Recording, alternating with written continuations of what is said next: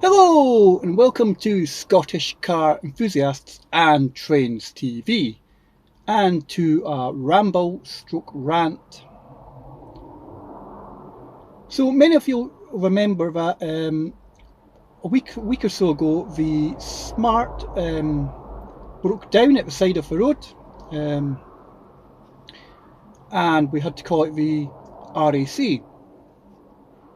And I was getting quoted times of first of all, it started off quite early. Then they got a time of like 10 to 11 at night, and I wasn't prepared to wait that long for recovery, so we ended up towing the Smart home. Well, we cancelled that job initially, and then we requested a new job, only to find out that probably a wee bit of fault on my behalf. I never really checked in my insurance policy, but I wasn't covered for home start. So I phoned them up. I knew I was going to have to pay a cost to get them to come out or to upgrade my membership. And phoned them up and had to pay £160 for the privilege of the RAC coming out. At the time I thought I might as well just pay it, and in hindsight and look at some of the comments, I could have taken it to a garage, I suppose, but I was just desperate to see what was wrong with the Smart.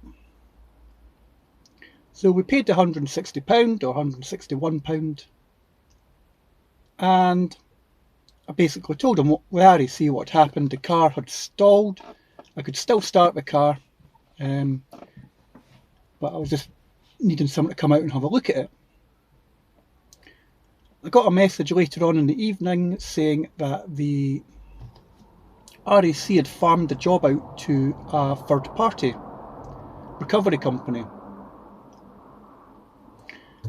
About 8:30, 8:45 at night, the third party recovery company came out and had a look at the car and said there was nothing they could do for the car because they were told the car had a flat battery by the RAC and the job had been taken down wrong. So he said to go back to the RAC and tell them that it needs a technician to come out and diagnose the fault. By which time myself and my wife were fed up with the service of the RAC, so we fired in a complaint to them through their web chatting and through their complaints procedure. Now, I'm not sure how long it takes to acknowledge a complaint, but I work within the financial services industry, and usually a complaint has to be acknowledged quite quickly. Well, this took 6 days for the complaint to be acknowledged by the RAC. They sent me an email. Well, they actually tried to phone me first,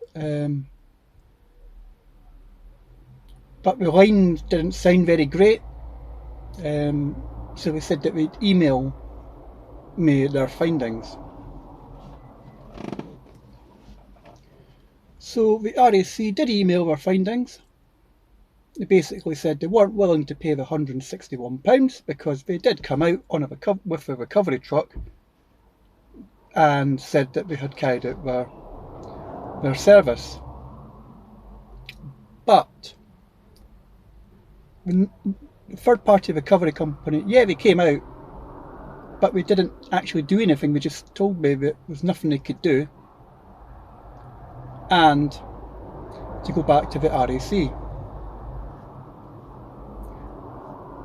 One thing I did acknowledge was that I acknowledged the RAC for was that they admitted that their process while I was waiting for roadside recovery was that they had failed in that. So I emailed them back just saying thanks for your email.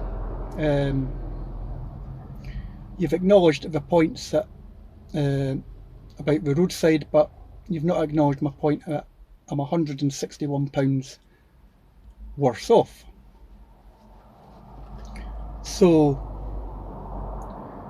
can you acknowledge this point, because you never actually provided a service? You sent a recovery truck out to tell me that I hadn't actually had any service from them. They basically told me that there was nothing they could do.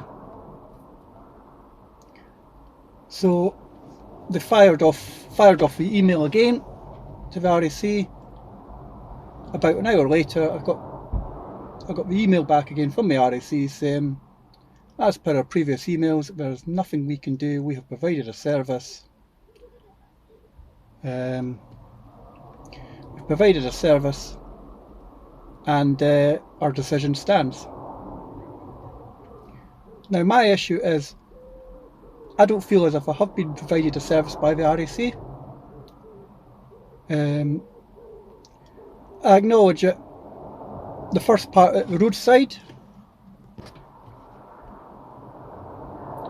I acknowledge the roadside part earlier on had been dealt with, but my concern is that I hadn't been provided service for the coming to the house where I paid £161 for him to come to the house to basically say, sorry, there's nothing we can do, refer us back to the RAC. So I'm now in this position now. I don't know where I should go to the sort of breakdown recovery ombudsman. I've taken screenshots of things. So as I was saying just before the camera cut out, I don't know whether to take this to the sort of RAC, the sort of breakdown company ombudsman, because I've got the emails from the RAC just saying what's happening, what their decision is, but I feel I haven't been provided service by the RAC. And